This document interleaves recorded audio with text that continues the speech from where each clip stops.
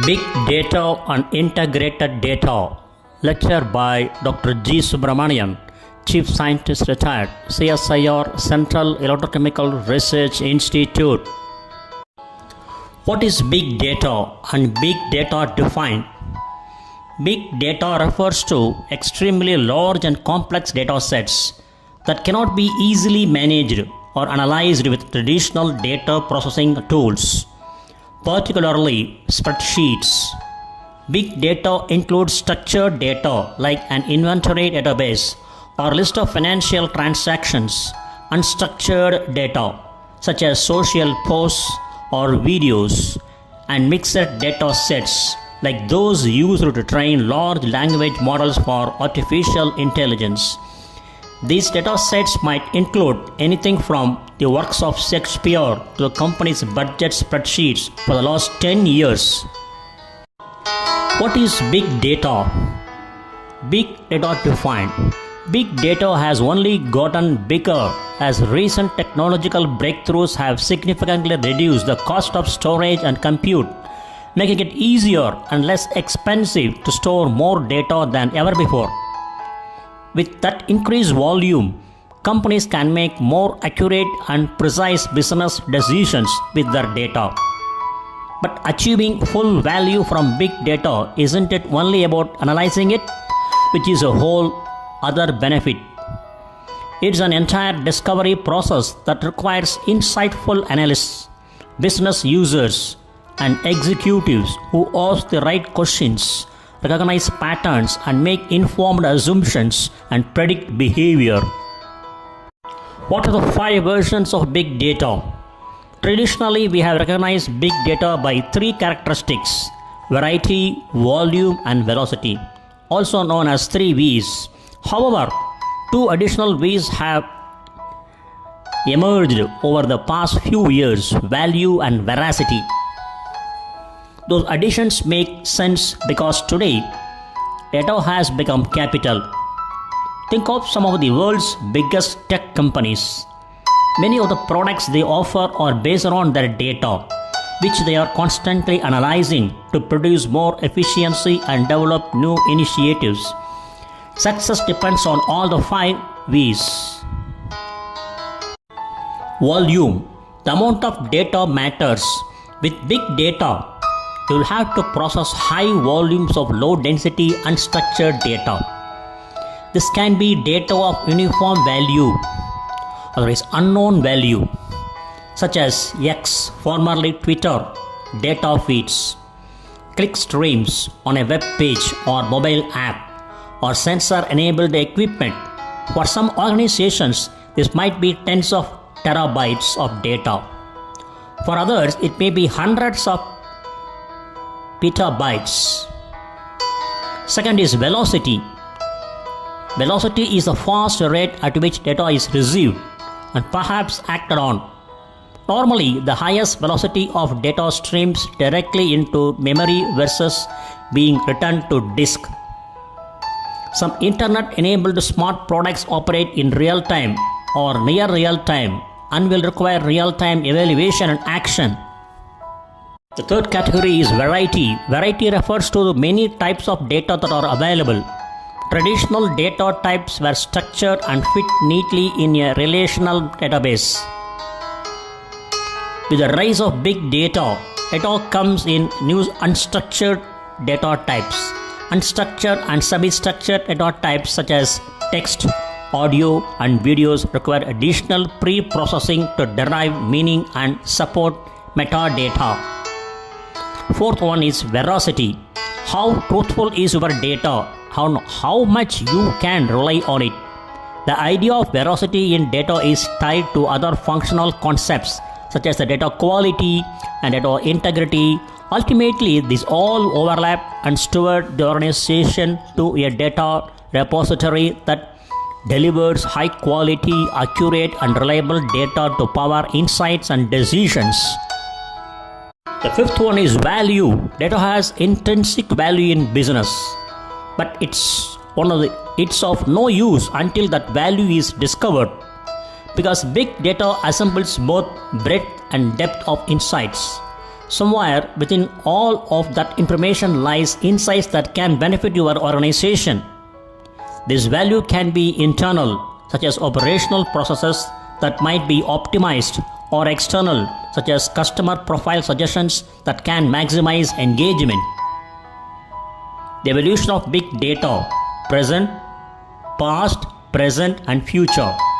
Although the concept of big data is relatively new, the need to manage large data sets dates back to the 1960s and 1970s. The first data centers and the development of relational database. Past, around 2005, people began to realize just how much data users generated through Facebook, YouTube, and other online services.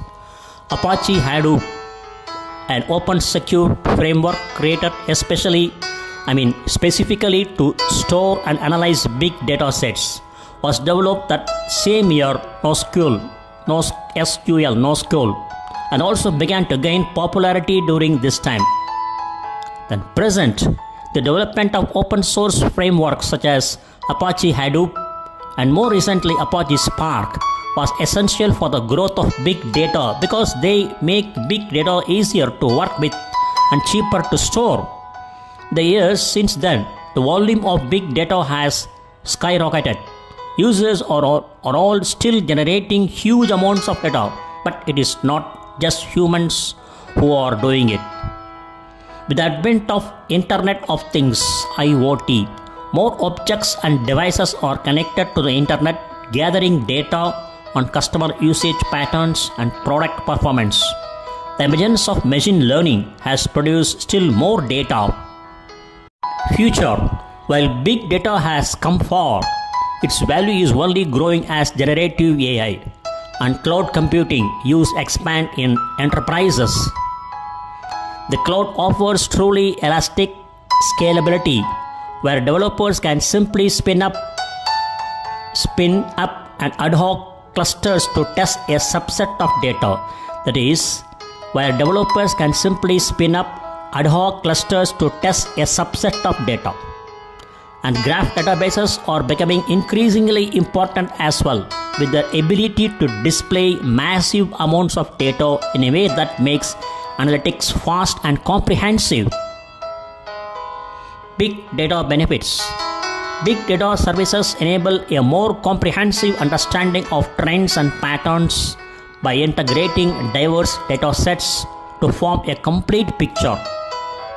This fusion not only facilitates retrospective analysis but also enhances predictive capabilities, allowing for more accurate forecasts and strategic decision making. Additionally, when combined with the AI, big data transcends traditional analytics, empowering organizations to unlock innovative solutions and drive transformational outcomes.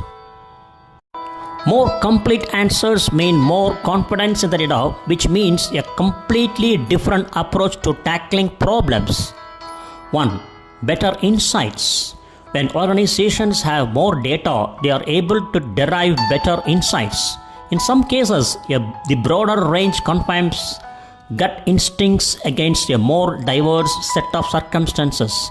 In other cases, a large pool of data uncovers previously hidden connections and expands potentially missed perspectives. All of this allows organizations to have a more comprehensive understanding into the how and why of things, particularly when automation allows for faster, easier processing of big data. 2. Decision making. With better insights, organizations can make data-driven decisions with more reliable projections and predictions. When big data combines with automation and analytics, that opens an entire range of possibilities, including more up-to-date market trends, social media analysis, and patterns that inform risk management. The third one is personalized customer experiences. Big data allows organizations to build customer profiles through a combination of customer sales data, industry demographic data, and related data such as social media activity and marketing campaign engagement. Before automation and analytics, this type of personalization was impossible due to its sheer scope. With big data, this level of granularity improves engagement and enhances the customer experience. Fourth one is improved operational efficiency. Every department generates data, even when teams don't really think about it. That means that every department can benefit from data on an operational level for tasks such as detecting process anomalies, identifying patterns for maintenance and resource use, and highlighting hidden drivers of human error. Whether technical problems or staff performance issues, big data produces insights about how an organization operates and how it can improve. Big data use cases. Big data can help you optimize a range of business activities, including customer experience and analytics. Here are just a few. The one is retail and e-commerce. Companies such as Netflix and Procter & Gamble, shortly called P&G, use big data to anticipate customer demand. They build predictive models for new products and services by classifying key attributes of past and current products or services and modeling the relationship between those attributes and commercial success of offerings. In addition, Procter & Gamble uses data and analytics from focus groups, social media, test markets, and early store rollouts to plan, produce, and launch new products. Second one is healthcare. The healthcare industry can combine numerous data sources internally, such as electronic health records, patient wearable devices, and staffing data, and externally, including insurance records and disease studies, to optimize both provider and patient experiences. Internally, staffing schedules, supply chains, and facility management can be optimized with insights provided by operations teams. For patients, their immediate and long-term care can change with data driving everything such as personalized recommendations and predictive scans. Category 3, Financial Services. When it comes to security, it is not just a few rogue attackers. You are up against entire expert teams. Security landscapes and compliance requirements are constantly evolving. Big data helps you identify patterns in data that indicate fraud and aggregate large volumes of information to make regularity reporting much faster. Category 4, Manufacturing. Factors that can predict mechanical failures may be deeply buried in structured data. Think the year, make, and model of equipment, as well as in unstructured data that covers millions of log entries, sensor data, error messages, and engine temperature readings. By analyzing these indications of potential issues before problems happen, organizations can deploy maintenance more cost effectively and maximize parts and equipment uptime. Category 5, Government and Public Services. Government officers can potentially collect data from many different sources such as DMV records, traffic data, police and firefighter data, public school records, and more. This can drive efficiencies in many different ways, such as detecting driver trends for optimized intersection management and better resource allocation in schools. Governments can also post data publicly, allowing for improved transparency to bolster public trust. Next one is big data challenges. Well, big data holds a lot of promise. It is not without challenges. First, big data is big. Although new technologies have been developed to facilitate data storage, data volumes are doubling in size about every 2 years, according to analysts. Organizations that struggle to keep pace with their data and find ways to effectively store it won't find relief via a reduction in volume. And it is not enough to just store your data affordably and accessibly. Data must be used to be valuable, and success there depends on curation.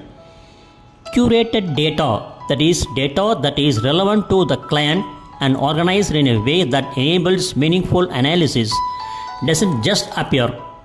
Curation requires a lot of work. In many organizations, data scientists spend 50 to 80% of their time curating and preparing data so that it can be used effectively. Once all the data is stored within an organization's repository, two significant challenges still exist. First one is data security and privacy needs will impact how IT teams manage the data. This includes complying with regional industry regulations, encryption, and role-based access for sensitive data. Second one is data is beneficial only if it is used. Creating a data-driven culture can be challenging, particularly if legacy policies and long-standing attitudes are embedded within the culture. New dynamic applications such as self-service analytics can be game changers for nearly any department. But IT teams must put the time and effort into education, familiarization, and training, as this is a long-term investment that produces significant organizational changes in order to gain insights and optimizations. Finally, big data technology is changing at a rapid pace.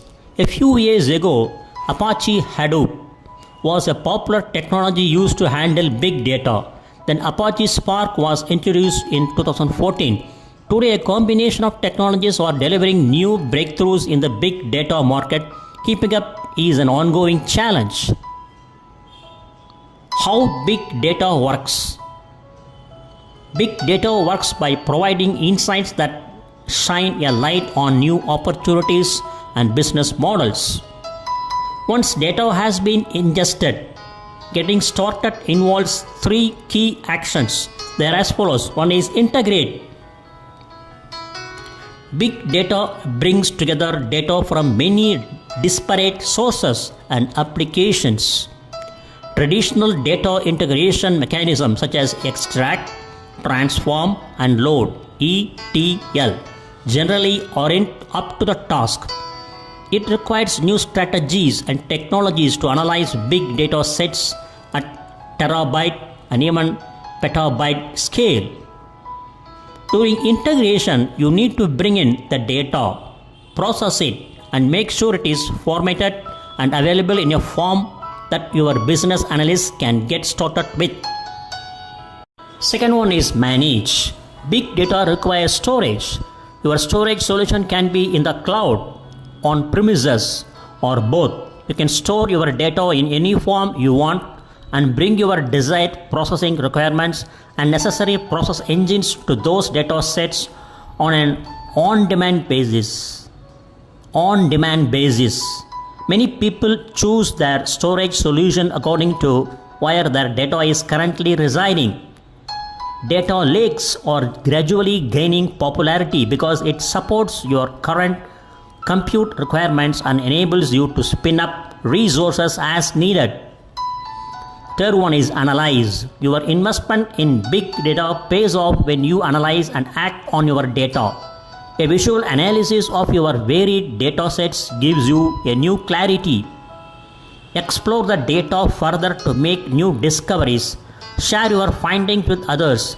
Build data models with machine learning and artificial intelligence. Put your data to work for your organization. Big data best practices. To help you on your big data journey, we have put together some key best practices for you to keep in mind. Here are our guidelines for building a successful big data foundation. 1. Align big data with specific business goals. More extensive data sets enable you to make new discoveries. To that end, it is important to base new investments in skills, organization, or infrastructure with a strong business driven context to guarantee ongoing project investments and funding. To determine if you are on the right track, ask how big data supports and enables your top business and IT priorities.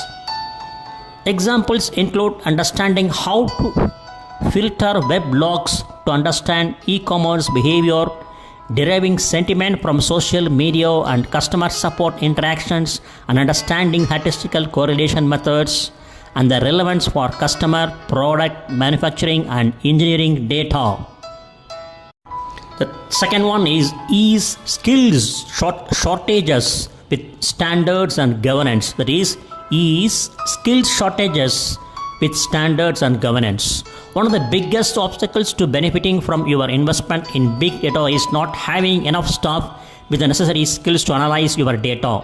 You can mitigate this risk by ensuring that big data technologies, considerations, and decisions are added to your IT governance program. Standardizing your approach will allow you to manage cost and leverage resources. Organizations implementing big data solutions and strategies should assess their skill requirements early and often and should proactively identify any potential skill gaps. This can be addressed by training, cross-training existing resources, hiring new resources, and leveraging consulting firms. The third one is optimize knowledge transfer with a center of excellence. Use a center of excellence approach to share knowledge, control oversight, and manage project communications. Whether big data is a new or expanding investment, the soft and hard cost can be shared across the enterprise. Leveraging this approach can help increase big data capabilities and overall information architecture maturity in a more structured and systematic way. Fourth one is top payoff is aligning unstructured with structured data. It is certainly valuable to analyze big data on its own, but you can bring even greater business insights by connecting and integrating low density big data with the structured data you are already using today. Whether you are capturing customer, product, equipment, or environmental big data, the goal is to add more relevant data points to your core master and analytical summaries, leading to better conclusions. For example, there is a difference in distinguishing all customer sentiment from that of only your best customers, which is why many see big data as an integral extension of their existing business intelligence capabilities, data warehousing platform, and information architecture. Keeping in mind that the big data analytical processes and models can be both human and machine based. Big data analytical capabilities include statistics, spatial analysis, semantics, interactive discovery, and visualization. Using analytical models, you can correlate different types and sources of data to make associations on meaningful discoveries. The fifth one is plan your discovery lab for performance. Discovering meaning in your data is not always straightforward. Sometimes we don't even know what we are looking for. That is expected. Management and IT needs to support this lack of direction and lack of clear requirement. At the same time, it is important for analysts and data scientists to work closely with the business to understand key business knowledge gaps and requirements. To accommodate the interactive exploration of data and the experimentation of statistical algorithms, you need high performance work areas. Be sure that sandbox environments have the support they need and are properly governed. Sixth one is align with the cloud operating model. Big data processes and users require access to a broad array of resources for both iterative experimentation. What is iterative? An iterative process is a method of building and refining a project or product through repeated cycles of planning, designing, testing, and improving. Instead of aiming for a perfect final product from the start, this approach uses a trial and error methodology. incorporating feedback from each cycle to create a better version in the next. This allows teams to adapt to changes and continuously improve until the desired outcome is reached. So, for both iterative experimentation and running production jobs, a big data solution includes all data realms including transaction, master data, reference data, and summarized data. Analytical sandboxes should be created on demand. Resource management is critical to ensure control of the entire data flow, include pre and post processing, integration, in database summarization, and analytical modeling.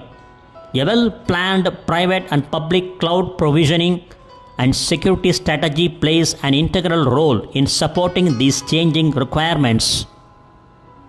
Learn more about big data at Oracle.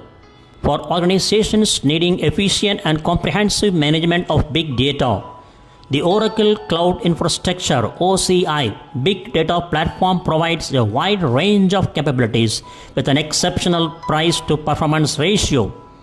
With big data tools integrated natively, Oracle Cloud Infrastructure (OCI) is a fully managed, auto-scale capable and elastic big data platform delivered with a pay-as-you-go model that brings all your data together. The volume, velocity, and variety of big data make it challenging to derive meaningful insights and actionable intelligence, but companies that invest in the tools and expertise needed to extract valuable information from their data can uncover a wealth of insights that give decision makers the ability to base strategy on facts and not guessworks. Transforming chemistry through big data analytics is an ongoing effort, but desired ambitious goals are difficult to achieve using single objective databases alone.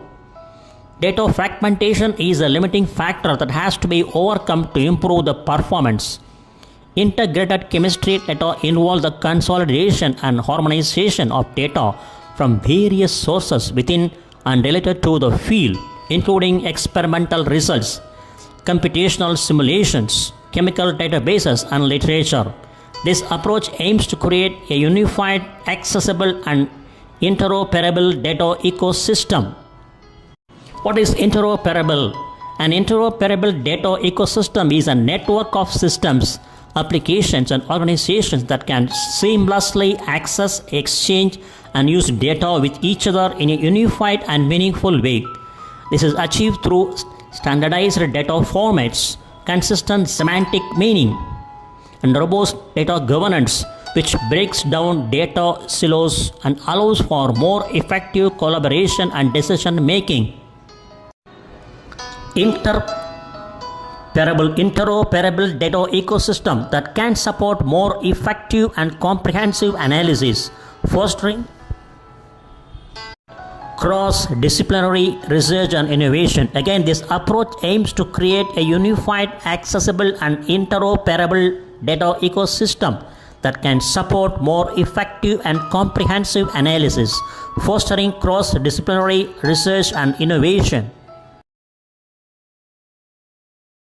The process of integrating chemical data involves overcoming significant challenges such as disparate data formats, inconsistent data standards, and varying levels of data quality and completeness.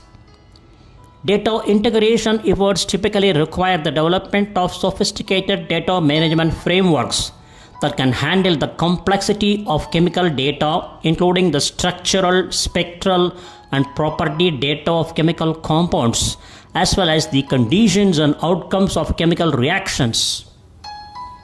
These frameworks often utilize advanced technologies such as semantic web tools, data ontologies, and machine learning algorithms to map relationships between data sets, ensuring that data from different sources can be effectively linked, queried, and analyzed together.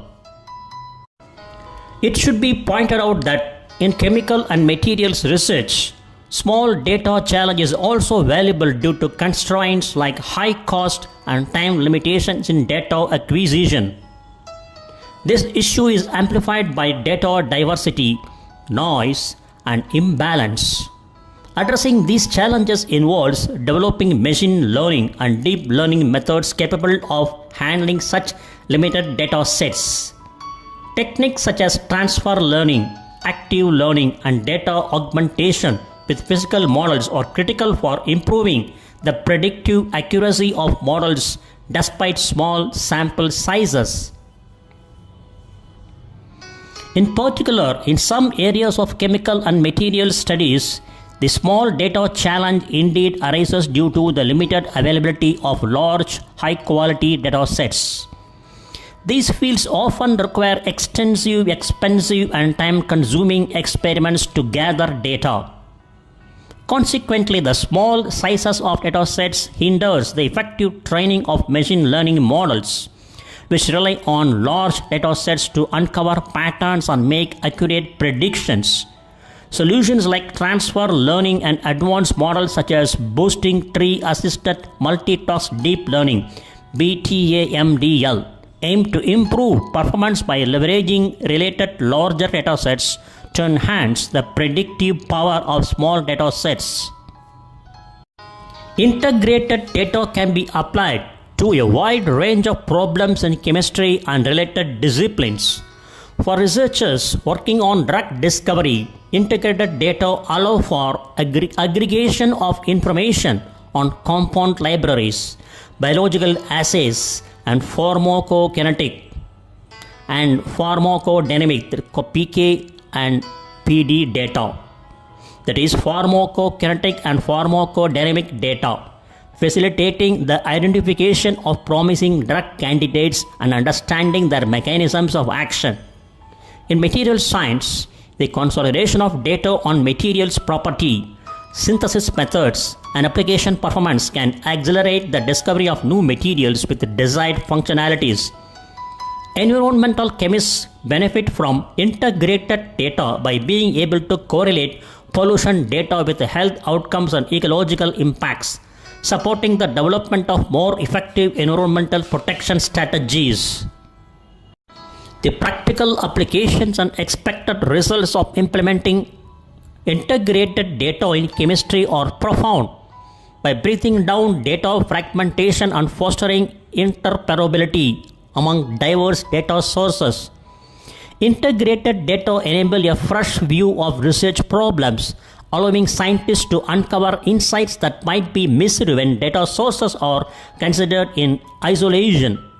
This comprehensive approach can lead to more robust scientific conclusions, drive innovation by uncovering new connections between seemingly unrelated pieces of information, and accelerate the speed of research by making relevant data more readily available to the scientific community.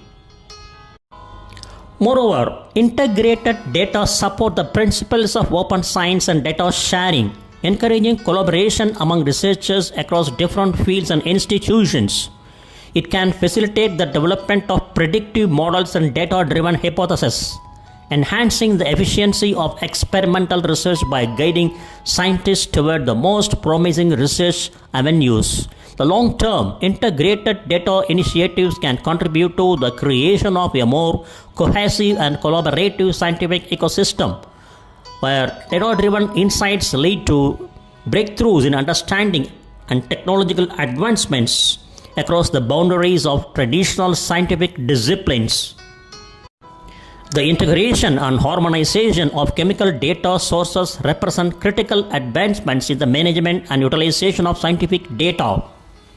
By enabling comprehensive data analysis and facilitating cross-disciplinary research, integrated data initiates whole the promise of accelerating discovery and innovation in chemistry and beyond, driving forward our understanding of complex scientific phenomena and our ability to address pressing global challenges. The rise of big data and integrated data assets. For at least the past couple of decades, we have seen an explosion in the availability of data and in the range of data sources that can be analyzed. This is largely because of the digital revolution, with almost all digital platforms generating a stream of data in their wake. Data professionals are increasingly accessing this data and using them to derive insights of value both privately and for public policy purposes. The ABS, that is Australian Bureau of Statistics, is making more and more use of this data. Being able to access and use data for policy development and efficient service delivery has become a prominent part of the successful operation of the public service.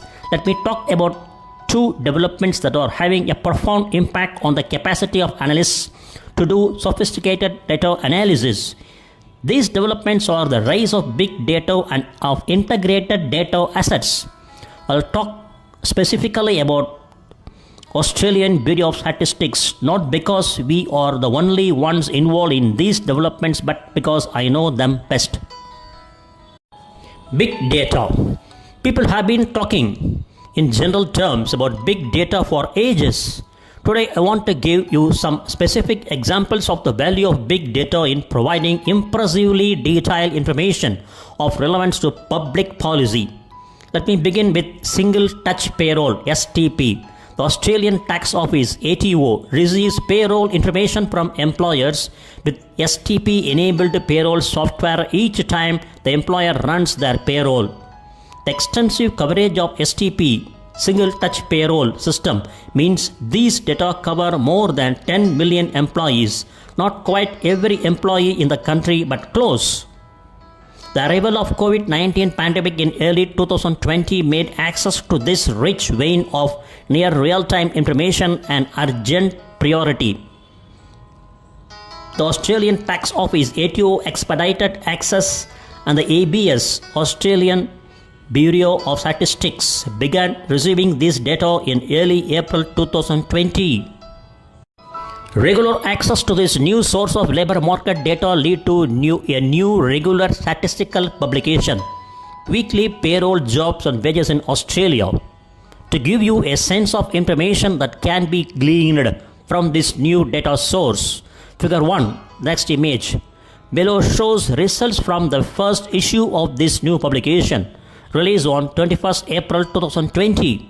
It shows the dramatic collapse in jobs across Australian economy over the 3 weeks from mid-March 2020 and the extent to which the collapse was concentrated in the accommodation and food services and arts and recreation services sectors. Figure 1. Change in jobs between 14th March and 4th April 2020 by industry. So when you go from bottom to top, there is increasing trend. There is increase in the declining jobs. So when you take education and training, it's about less than 0.2%. If you take electricity, gas, water and waste services, it is about 3%. Healthcare and social assistance is about 4%. Retail trade, it's about 4.5%. Transport, postal and warehousing, if you take it, is 4.7%. Public administration and safety, it is about 4.7%. Financial and insurance services, it's about 4.75%. I mean, all these things are in declining trend jobs. Manufacturing, it's about 5%. Wholesale trade, it's about 5.2%. Agriculture, forestry and fishing, it's about 5.3%. Construction, it is about 6%. Information, media and telecommunications, it's about 6.5 to 7%. Administrative and support services, it's about 6.8%. Other services, it's about 7%. Professional, scientific and technical services, it's about 7.2%. Rental, hiring and real estate services, it's about 8%. Mining, it's about 8.2%. Arts and recreation services, it's about 8.3%. Arts and recreation services, it's about nearing 18%. Accommodation and food services, it's about nearing 25 to 27%. So now we have idea about how the dramatic collapse in jobs across Australian economy over the 3 weeks from mid-March 2020 and the extent to which the collapse was concentrated in the accommodation and food services, arts and recreation services sectors or outlined or gone through in detail. The huge quantity of data available from STP enables insights to be derived across a range of dimensions that could not be derived from a sample. That could not be derived from a sample. Often the difference in scale between big data and a survey sample is striking. In this case, more than 10 million employees are covered by STP data, while the ABS monthly labor force survey covers roughly 50,000 people. In many ways, access to STP data taught the ABS, Australian Bureau of Australian Bureau of Statistics, new ways of doing things. Given the scale and complexity of the STP data, it made sense to ingest and analyze them using cloud computing services rather than our existing computer systems. And that is the new model for accessing public and private sector big data assets. The pandemic increased policy makers' appetite for insights into the economy that were available in close to real time, with household consumption making up about 50% of GDP, improving the timeliness and coverage of indicators of household consumption was well worth doing. In February 2022, the Australian Bureau of Statistics (ABS) released the first monthly household spending indicator using aggregated, de-identified credit and debit card transactions data from Australia's major banks. The indicator provides more than twice the coverage, that is 68% of the components of the household consumption, than the monthly retail trade survey, that is 30%. Additionally, the Australian Bureau of Statistics began publication of a monthly CPI, Consumer Price Index Indicator, series in October 2022 to complement the quarterly CPI. Until recently, producing an Australian monthly consumer price index would have been prohibitively expensive. Enhancements to the quarterly CPI using new data sources have reduced data collection costs and made it possible to produce a more frequent measure of household inflation. In particular, the use of scanner data and web scraping, automated data collection techniques provide high frequency data at a lower cost. On the rise of big data, I will give one further example to illustrate what is now possible. This example is based on the joint Australian Bureau of Statistics and Reserve Bank of Australia study on rains.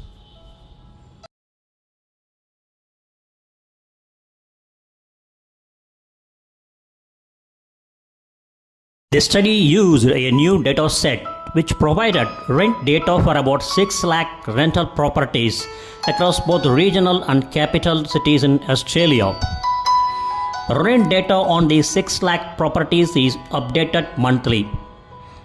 With that much data, it is possible to provide extremely detailed information on developments in the rental market.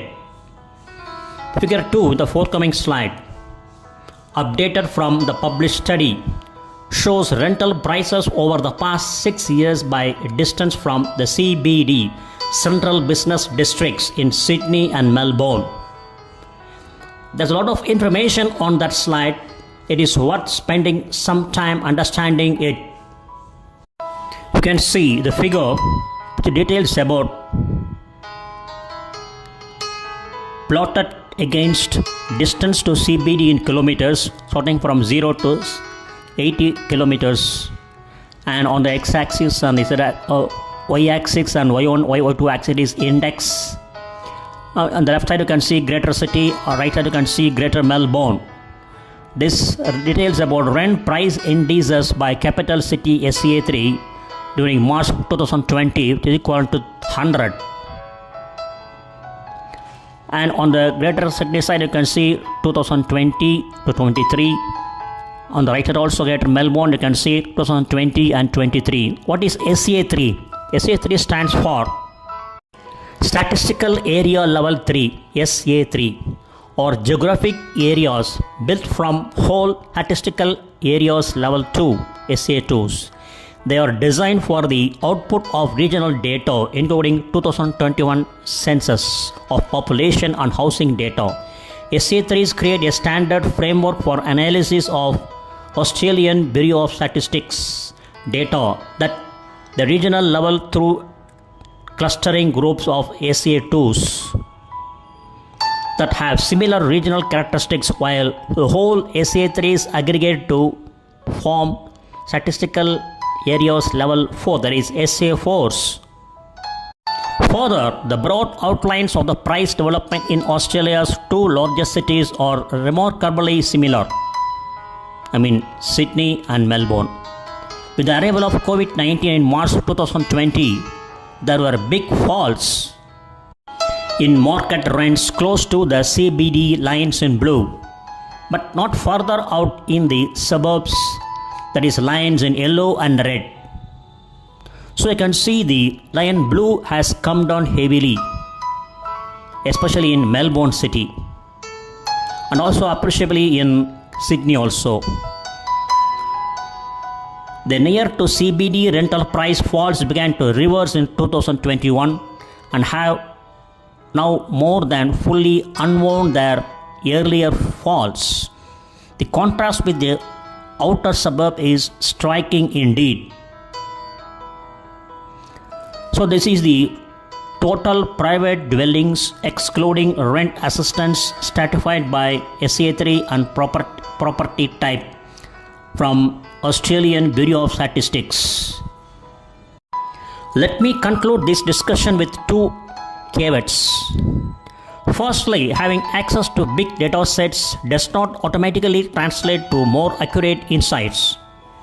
Big data sets can be unrepresentative of the relevant population, and in some celebrated cases, wildly inaccurate conclusions have been drawn from big data sets that were unrepresentative in some important respect.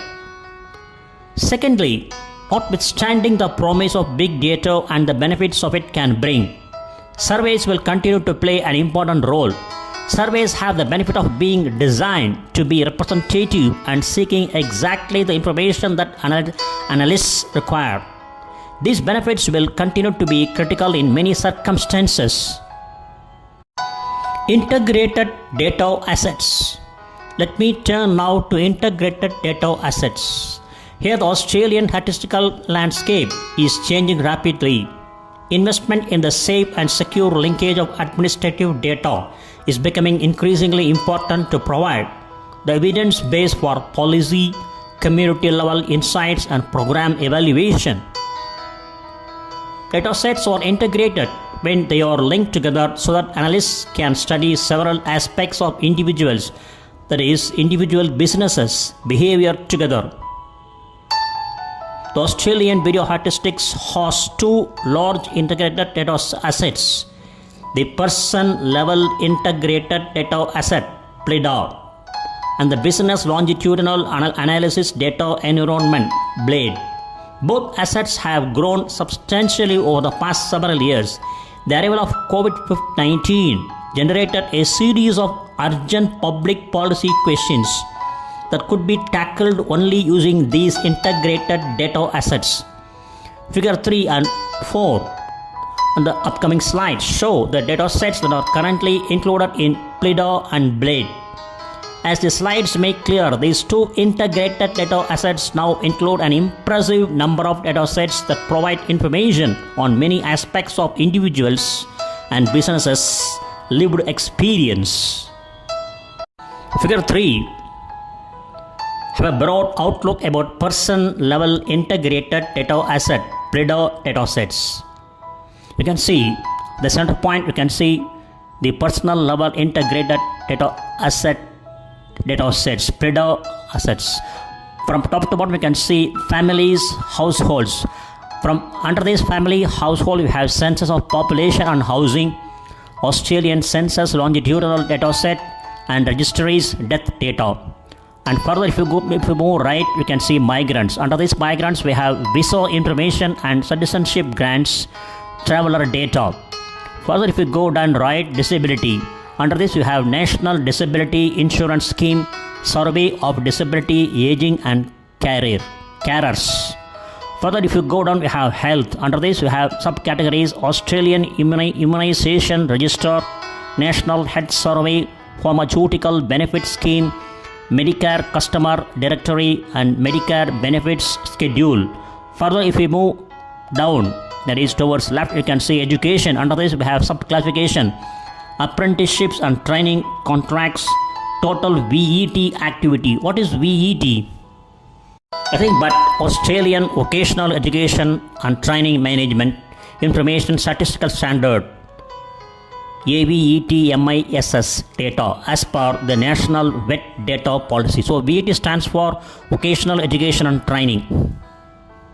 Further, Australian Early Development Census, then Higher Education Information Management System.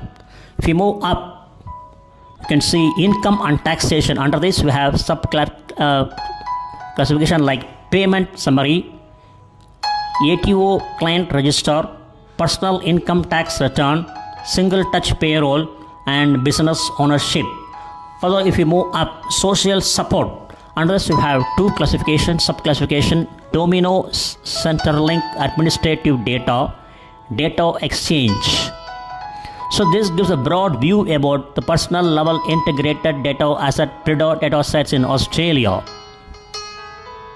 So figure 4 broadly outlines about business longitudinal analysis data environment, BLADE data sets. So under this BLADE data sets, we can go broadly. On the left side, you have surveys, a broad category which has been subclassified so many types: business demographics, business locations, business birth date, business characteristic survey BCS, business characteristic survey innovation module, business characteristic survey management capabilities module, survey of international trade in services, economic activity survey EAS, energy water environmental survey EWES. Further, from top to bottom, on the right side, you can see private new capital expenditure and expected expenditure, agricultural business demographics, agricultural commodities, government R&D, business expenditure on R&D, private non-profit expenditure on R&D, business conditions and sentiments survey, employee earnings and hours. On the right side, you can see top insolvency. Under this, we have business insolvency.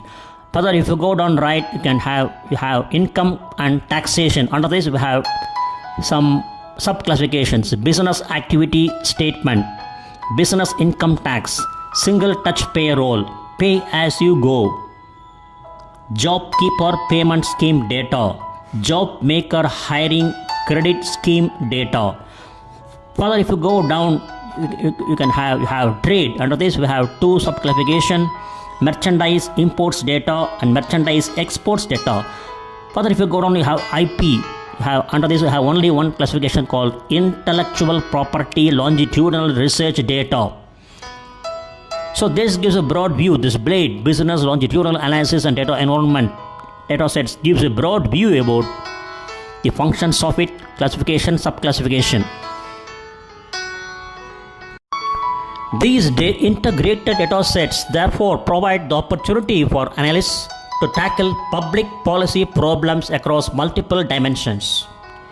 It is incumbent on the host of these data assets, in this case the ABS, Australian Bureau of Statistics, to ensure they are hosted securely with well-developed protocols to ensure that individuals and businesses' private information is protected and is not compromised.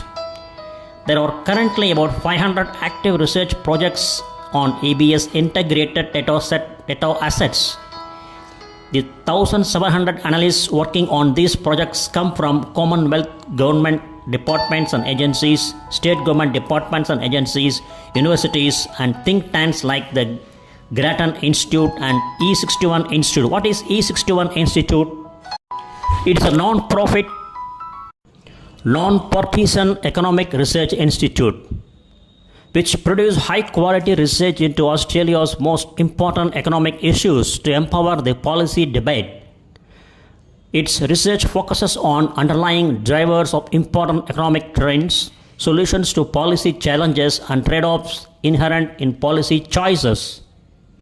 Finally, let me give an example of a study that uses integrated data to answer important public policy questions. The study uses a link between PLIDA and the Australian Immunisation Register, a data set that contains details of all Australians vaccinated against COVID-19 and when they were vaccinated. The study followed 3.8 million Australians aged 65 and over in 2022 to examine the relationship between mortality for this older age group and vaccination status. The study provided insights about the impact of vaccine boosters on mortality rates. It demonstrated that in early 2022, a 65 plus year old person having had 3 COVID-19 vaccinations, the third dose administered within the previous 3 months, had a COVID-19 mortality that was reduced by 93% relative to a comparable unvaccinated person. That is, 93% is an extremely large fall in mortality. The study also demonstrated how vaccine effectiveness wanes over time. It showed that people who received their most recent booster within the previous 3 months had a much larger reduction in mortality by around 20% points than people whose latest booster had been more than 6 months ago. It remained true that being vaccinated reduced mortality significantly relative to the unvaccinated, but the level of protection was noticeably higher for those who had had a recent booster. For our purposes here, the point I want to highlight, as with the earlier example with rents, is there are enormous benefits in being able to examine outcomes from such a large sample. A sample of 3.8 million does not include every 65 plus year old Australian in 2022, but it is close. The benefit of working with an integrated data asset is that it enables more complex public policy questions to be answered than would be possible analyzing a single data set. In particular, careful evaluations of public policy are often possible with big data and integrated data assets. There will always be a role for randomized controlled trials, but a wide range of public policy interventions will be able to be evaluated using these new data assets. Conclusion. In conclusion, I hope I have given you a sense of the progress being made in developing and assessing big data and integrated data assets. Over time, these data assets should greatly expand the opportunity for analysts, both within government and beyond, to do high quality empirical research and evaluations of programs, and thereby to improve the information base on which future public policy is formulated.